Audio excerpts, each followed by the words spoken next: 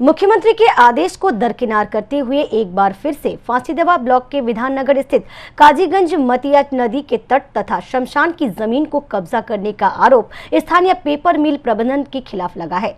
वहीं स्थानीय लोगों ने जमीन कब्जा करने का विरोध किया है। राज्य की मुख्यमंत्री ममता बनर्जी के बार बार आगाह करने के बावजूद सरकारी जमीन पर कब्जा करने के मामले रुक नहीं रहे हैं।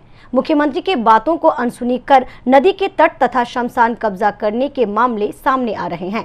सिलीगुड़ी महकमा के फांसीदेवा ब्लॉक स्थित आमबारी काजीगंज इलाके के मतिया नदी के तट तथा शमशान घाट को कब्जा कर 4 दीवारी देने का आरोप पेपर मिल प्रबंधन के खिलाफ लगा है। स्थानीय लोगों का आरोप है कि जन्म लेने के बाद से ही आमबारी काजीगंज इलाके में स्थित मतिया नदी के तट पर बने शमशान घाट को वे लोग देखते आ रहे हैं। यह लगभग 100 साल पुराना है। अचानक पेपर मिल प्रबंधन ने इस जमीन को अपना बताया है, जिसके बाद इस जमीन को घेर कर 4 दीवारी भी बना दी गई है, लेकिन स्थानीय लोगों ने इसका विरोध किया है। साथ ही विधाननगर 1 नंबर ग्राम पंचायत के प्रधान को भी सूचित किया गया है। আমাদের এইটা শ্মশান ঘাট ছিল, এখানে পুরো ভাঙে চুরমার করে পেপার মিল वाला সে আমাদের উপরে ভাঙে এরা ওখানে মানে ঘর তৈরি করছে। আমরা এটার জন্য বিশেষ আবেদন করি যেরকম আমাদের এটা শ্মশান ঘাটে ভাঙা না হোক। আমরা এখানে যেরকম মানুষ যেরকমভাবে আমাদের যে হিন্দু শাস্ত্রে যে শ্মশান ঘাটে আমরা মানুষ পুরাই আমরা করতে পারি।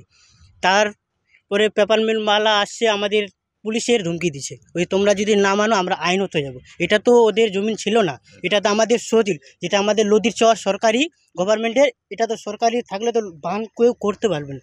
যোগ্যতা এখানে 100 বছর ধরে আমাদের বাপ দাদু সবাইকে এখানে সংস্কার করানো হয় অথবা এখানে কবর দেওয়ানো হয়। আমাদেরকে না জানিয়ে না নোটিশ জানিয়ে ওইভাবে শ্মশান ঘাট সরকারি বাঁধ ভেঙে নদী বন্ধ করে না ও এই যে বাউন্ডারি দিচ্ছে নিজ দখলে নিচ্ছে পেপার মিল মালিক। তো আমাদের জানাতে হবে তার যদি কাগজপত্র থাকে সরকার থেকে লিজ নেওয়া থাকে বলতে হবে। এটা নদীর চর, এভাবে কাটা তো আইন না।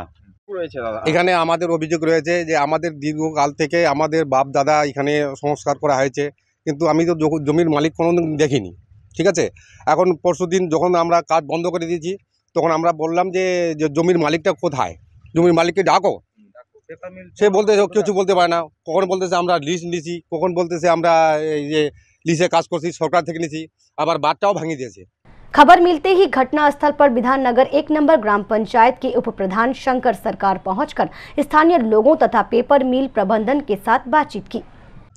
হ্যাঁ, গতকাল আমার কাছে একটা মাস পিটিশন জমা হয় পঞ্চায়েতে, যে এটা একটা পুরনো একটা শ্মশান ছিল এই কাজীগঞ্জ গ্রাম। আমাদের এই কাজীগঞ্জ গ্রামের যারা মারা যায় তাদের এখানে দীর্ঘদিন থেকে এখানে জ্বালানো হয়।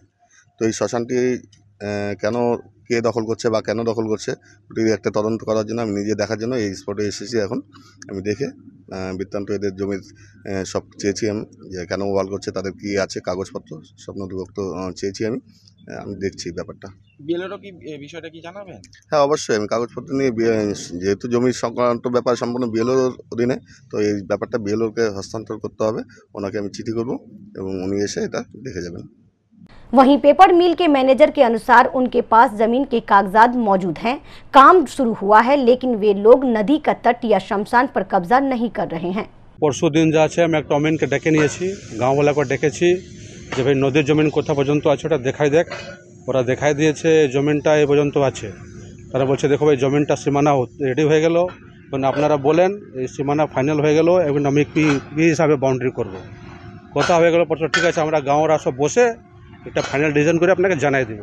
দেখি সকালে আসে এরা বাঁশ টাঁশ নিয়ে আমাদের জমিনের উপরে যা আছে পুরা ঘেরাও করে দিয়েছে, দখল করতে যাচ্ছে আমাদের জমিনের উপরে, মানে পুরা বাঁশ দিয়ে রাশি দিয়ে বাঁধে বাঁধে। আমি গেছি ভাই এখানে কেন তুমি বাঁশ দিয়ে বাউন্ডারি করতেছো? আপনার কাগজপত্র আছে? হ্যাঁ, তো আমি বলছি ঠিক আছে। লিজ না খতিয়ান জমি? লিজ আছে, খতিয়ানও আছে, দুইটাই আছে, লিজও আছে খতিয়ানও আছে। তো আমি বলছি দেখো ভাই এরকম করলে তো হবে না, যা পেপার আছে অমিনকে বলে ডাকে, তোমার যদি না বিশ্বাস থাকে তোমরা অমিনকে নিয়ে আসো, অমিনকে নিয়ে এসে তোমরা আবার যাচাই করে নাও। তো জোর জবরদস্তি কারো জমি ঢুকে বাঁশ টাঁশ বানিয়ে যাচ্ছ। এখনও তো হাল্লা চিল্লা স্টার্ট করে দিচ্ছে, মনে হচ্ছে মারবে, গালি দিচ্ছে। আমি ছাড়ে দিয়েছি। তো প্রধান মেম্বার আপনারা কাউকে জানিয়েছেন? হ্যাঁ, আমি জানাইছি। আমি কি বলছি, আমাদের যে অ্যাডভোকেট আছে উনিকে জানাইছি, আবার আমি যে কাজল দাকেও জানাইছি যে ভাই এরকম ব্যাপার আছে, ওরা বাঁশ টাঁশ আমাদের জমিতে বানিয়ে দিয়েছে। বলছে ঠিক আছে আমি ডাকে ওদের সঙ্গে কথা বলতেছি। এই ব্যাপার হলো, এখন পর্যন্ত কোনো এফআইআর করি নেই আমি, এখন দেখি যদি আমাদের মধ্যেই মানে হয়ে যায় ক্লিয়ারটা, তারপরে কী হয়।